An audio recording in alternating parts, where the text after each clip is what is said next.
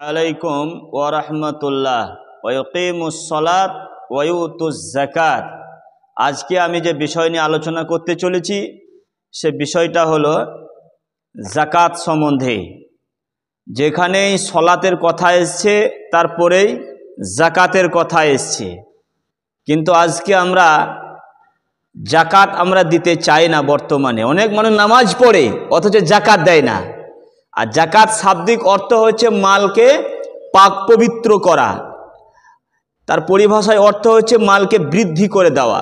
তাহলে আপনি যদি যাকাত দেন তাহলে আপনার মালটা পবিত্র হলো এবং আপনার সম্পদ বেড়ে গেল। তো আজকে আমরা সেই যাকাত দেওয়া থেকে অনেক মানুষ বঞ্চিত আছি। যাকাত দেওয়াকে আমরা কি ভাবি? নবীজি সাল্লাল্লাহু আলাইহি সাল্লাম বলছেন আমার উম্মত শেষ জামানায় যাকাত দেওয়াকে কি ভাববে? ওয়াল যাকাত মাগনামা, তারা যাকাত দেওয়াকে জরিমানা ভাববে। এটা কে বললেন? হযরত মুহাম্মদ সাল্লাল্লাহু আলাইহি সাল্লাম বললেন। তাহলে আজকে আমরা সেই যাকাত বের করি না। অনেক মানুষ সোনার যাকাত, সোনার যদি 7.5 ভরি যদি সোনা থাকে তাহলে আপনাকে যাকাত বের করতে হবে। আর চাঁদি যদি 52.5 ভরি যদি রূপা চাঁদি থাকে তাহলে আপনাকে যাকাত দেওয়া লাগবে। এটা কে বলেছেন? বিশ্বনবী মুহাম্মদ রাসূলুল্লাহ সাল্লাল্লাহু আলাইহি সাল্লাম বলেছেন, যারা ব্যবসা করছেন, বিজনেস করছেন, তাদের টাকাগুলোকে, তারা মালগুলোকে একটা হিসাব নিকাশ করে যাকাতটা বের করবেন। আজকে বর্তমানে যাকাত সব থেকে বেশি কারা খায় জানেন? একদম সত্য কথা, বাস্তব কথা। সব থেকে এখন বর্তমানে যাকাত খায় ধনী মানুষরা।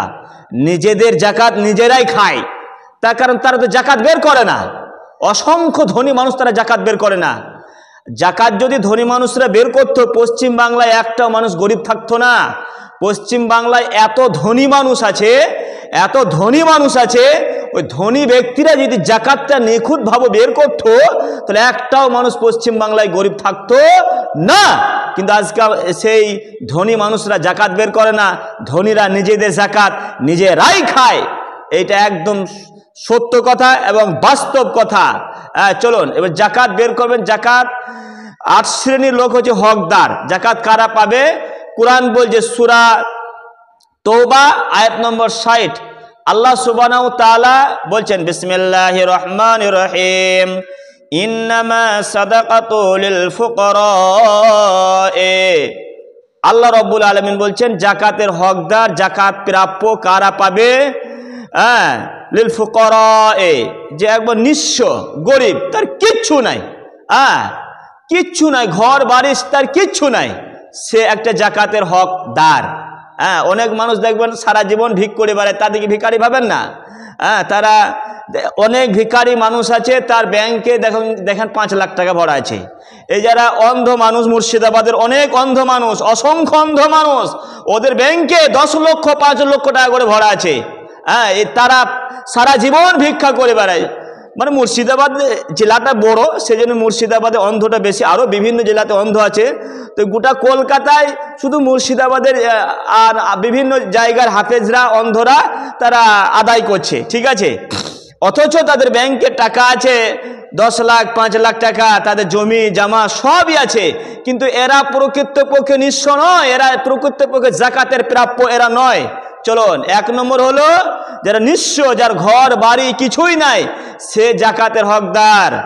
নাম্বার 2 ওয়াল মাসাকিন, যারা মিসকিন তারা যাকাতের হকদার।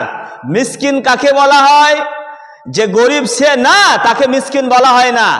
মিসকিন তাকেই বলা হয় পেটে ভুক আছে কিন্তু মানুষের কাছে হাত পাততে পারে না, মানুষের কাছে বলতে পারে না, এই হলো মিসকিন। একটা আপনাকে সত্য ঘটনা, একদম বাস্তব ঘটনা আপনাকে বলি। একজন শাইখুল হাদিস ছিলেন, তিনি বুখারী পড়ার আলেম।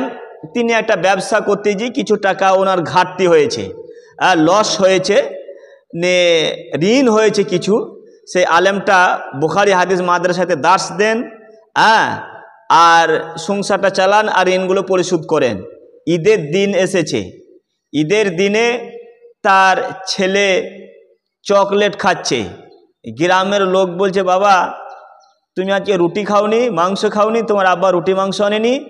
বলছে না আব্বা, রুটি আর মাংস আমাদের বাড়িতে নেই, আব্বা আমাকে 50 পয়সা দামের চকলেট কিনে দিয়েছে, চকলেটটা খাচ্ছি। হ্যাঁ, গ্রামের লোকরা তখন ওই আলেমটার কাছে গেলেন, আলেমটার আমি নাম নিতে চাইছি না, আলেমটার কাছে গ্রামের লোক গেলেন, বলছেন ভাই কি ব্যাপার, আপনি মাংস রুটি এগুলো যে তৈরি হয়নি? বলছে ছেলেটা যখন বলেই দিয়েছে তখন আর কি করবো, না আমার হয়নি। কেন? বলছে আমি একটা ব্যবসা করতেছি, কিছু টাকা লস হয়েছে, এবার ঋণগুলো আমি পরিশোধ করছি, যে বেতনটা পাই আমি ঋণ পরিশোধ করছি আর সংসার চলছে, এই জন্য আমার মাংস কেনার মতো আমার ক্ষমতা নাই, আর সেই জন্য মাংস আমি কিনিনি, যেহেতু ঋণগুলো আমি পরিশোধ করছি। হ্যাঁ, অথচ বুখারি দার্স দেওয়ার আলেম, বুখারি পড়ানোর আলেম, অথচ বুখারি এখনও পড়াচ্ছেন এরকম আলেম, হ্যাঁ, এরা হচ্ছে মিসকিন, এদের খিদে আছে, এদের অভাব আছে, কিন্তু মানুষের কাছে হাত পাততে পারে না, এরাই হলো প্রকৃতপক্ষে মিসকিন। মিসকিন কোনোদিন লোকে দাঁড়ে দাঁড়ে হাত পাততে যাবে না, এরাই হলো মিসকিন। চলুন, তো 2 নম্বর হলো মিসকিন জাকাতের হকদার পাবে। 3 নম্বর হলো ওয়াল আমিলিনা আলাইহা, যারা জাকাতের কর্মচারী, হ্যাঁ, তারাও একটা হকদার। হ্যাঁ, জাকাতের টাকা যারা কালেকশন করে বেড়ায় তারাও একটা হকদার। কিন্তু আজকে জাকাতের টাকা যারা কালেকশন করছে বর্তমানে, তারা পার্সেন্টেজ করে নিয়েছে যে আমাকে 50% দিতে হবে বা আমাকে 70% দিতে হবে, এই রকম তারা ভেবে নিয়েছে, পরিষ্কার হারাম। এর জন্য মাদ্রাসার শিক্ষক জাহান্নামে যাবে, পার্সেন্টেজ যেটা করা হয়েছে, এজন্য মাদ্রাসা কমিটি জাহান্নামে যাবে, এজন্য আপনার যে আদায়কারী সেও জাহান্নামে যাবে। কারণ হচ্ছে এই যে 70%, 50%, 60% যারা জাকাত আদায় করে, তার কারণ মাদ্রাসা কমিটি এতে যুক্ত, মাদ্রাসার শিক্ষক যুক্ত, আদায়কারীরা এতে যুক্ত, তার কারণ এটা করা যাবে না, তার কারণ সে বেতন নিতে পারে। এটা হাদিসে, এই কোরআনে এসছে ওয়া মিলিনা আলাইহা, জাকাতের যারা আদায়কারী কর্মচারী তারা বেতন নেবে, কিন্তু পার্সেন্টেজের কথা নাই। 70% আদায়কারী নেবে, মাদ্রাসা 3% নেবে, 30% নেবে, আর 50% মাদ্রাসা নেবে, 50% আদায়কারী নেবে। এরকম পৃথিবীর কোনো আলেম যদি দলিল দিতে পারেন, আমি জিভটা কেটে এখান থেকে চলে যাব। কোনো হাদিস নাই, কোনো দলিল নাই। হ্যাঁ, তো এটা আলেমরা নিজেরা তৈরি করেছে, তো এই খারাপ কাজে সহযোগিতা করা যাবে না। তার কারণ এমনও আলেম আছে শুধুমাত্র 1 মাস রমজান মাসে কালেকশন করবে আর সারা বছর বসে খাবে, কোনো মসজিদ মাদ্রাসা তারা কিছুই করে না। তার কারণ 70% সে পাবে, 30% মাদ্রাসা পাবে। সে যদি 2 লাখ টাকা রমজান মাসে আদায় করে, তো নিজেই টাকাগুলো পেল, মাদ্রাসা সামথিং সীমিত পেল। এরকম জায়েজ নয়। যদি কেউ প্রমাণ করতে পারে জায়েজ, আমি জিভটা কেটে এখান থেকে চলে যাব। চলুন, জাকাতের টাকা কারা পাবে? যারা জাকাতের টাকা আদায় করে কর্মচারী, তারা একটা বেতন পাবে, বেতনের কথা এসছে, কর্মচারীরা পাবে। হ্যাঁ, চলুন, বেশ। 3 নম্বর হলো 4 নম্বর ওয়াল মুআল্লাফাতে কুলুবুহুম, মুসলিম পাবে, যাদের অন্তরটা ইসলামের দিকে ধাবিত আছে, সেই মুসলিমও জাকাতের টাকা প্রাপ্য বা হকদার। চলুন, ওয়াফির রিকাবে, যারা ঋণগ্রস্ত, হ্যাঁ, তারাও, যারা ঋণ করেছে তারাও পাবে। ওয়াল গরিমিনা, আর যারা দাস মুক্তি করে, মানে কেউ জেল খাটছে, তাকেও জাকাতের টাকা দিয়ে আপনি জেল থেকে বের করতে পারেন। হ্যাঁ, কোনো সমস্যা নাই।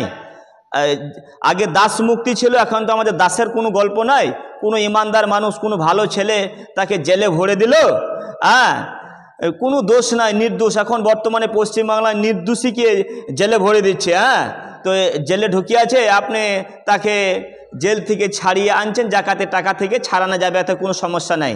চলুন, তারপর হচ্ছে আপনার ওয়াফি সাবিলিল্লাহ, যারা আল্লাহ রাস্তায় জিহাদ করবে তারাও জাকাতের হকদার। যারা আল্লাহ রাস্তায় যুদ্ধে যাবে, দিনকে টিকিয়ে রাখার জন্য, ইসলামকে টিকিয়ে রাখার জন্য, এরাও কিন্তু জাকাতের একটা হকদার, এরাও জাকাত পাবে। 4 নম্বর, তারপর হচ্ছে ওয়াবনিস সাবিলে, যারা মুসাফির। মুসাফির কাকে বলা হয়? মুসাফির তাকেই বলা হয় যে আমি মনে করুন এই মসজিদে এলাম, আমি কোনো একটা মসজিদে গেলাম, আমার পকেটে আর কোনো টাকা নেই, আমি সফরে যাচ্ছি, আমার টাকা নেই, আমি মুসাফির, আমার টাকা চুরি হয়ে গেছে, টাকা ছিনতাই হয়ে গেছে, অথচ আমি কোটি কোটি টাকার মালিক। আমি গ্রামের লোককে সেই মসজিদে গিয়ে বললাম, দেখেন ভাই, আমার টাকা ছিল, টাকা পয়সা আমার ছিনতাই হয়েছে, টাকা পয়সা আমার চুরি হয়েছে, তো আপনারা যে যা পারবেন আমাকে সহযোগিতা করুন, আমি যাতে আমার নিজের গন্তব্যস্থলে আমার বাড়িতে পৌঁছাইতে পারি। এই ক্ষেত্রেও সে জাকাতের টাকা পাবে, তার কারণ সে হচ্ছে মুসাফির। মুসাফির অবস্থায় কিভাবে বাড়ি আসবে সে পাবে, এগুলো কোনো সমস্যা নাই। ফারিজাতুম মিনাল্লাহি ওয়াল্লাহু আলিমুন হাকিম, এটা হচ্ছে আল্লাহর ফরজ, আল্লাহর আইন, আল্লাহ ভালো জানেন এবং আল্লাহ হিকমতকারী। তো যাই হোক, যে জাকাতের 8টা পয়েন্ট বললাম, এরা জাকাতের হকদার, বাকি আর কেউ জাকাতের হকদার নয় বা জাকাতের প্রাপ্য নয়। হে আল্লাহ, আমরা যেন সঠিকভাবে জাকাতটা যাতে বন্টন বিতরণ করতে পারে সেই তৌফিক দান করো, বলুন আমিন। আসসালামু আলাইকুম ওয়া রাহমাতুল্লাহ।